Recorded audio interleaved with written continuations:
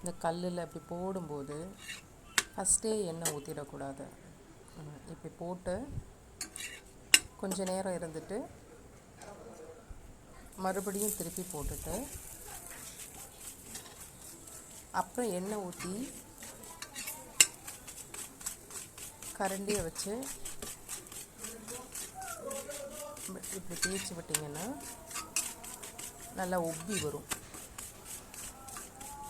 நல்லா எண்ணெய் ஸ்ப்ரெட் ஆகிற மாதிரி தேய்ச்சி பாருங்கள். இன்னொரு சப்பாத்தி போட்டு உங்களுக்கு எடுத்திங்கன்னா கல்லில் போட்டு சப்பாத்தி ரொம்ப சாஃப்டாக இருக்கும். கொஞ்சம் சூடு ஏறினதும் சப்பாத்தியை திருப்பி போடணும். திருப்பி போட்டு கொஞ்ச நேரம் அந்த ஹீட்லேயே இருக்கும்போது மறுபடியும் திருப்பி போட்டு அதுக்கப்புறம் எண்ணெயை சுற்றி ஊற்றி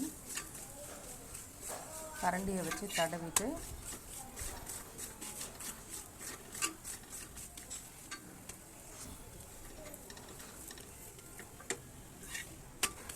திருப்பி போடுங்க. சப்பாத்தி ரொம்ப சாஃப்டாக வரும். நீங்கள் ட்ரை பண்ணி பாருங்கள்.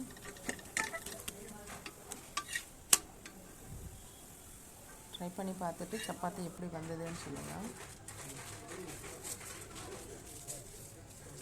சப்பாத்தி மாவு பிசைகிறது ஒரு ட்ரிக்குன்னா சப்பாத்தி சுட்டு எடுக்கிறதும் ஒரு ட்ரிக்கு.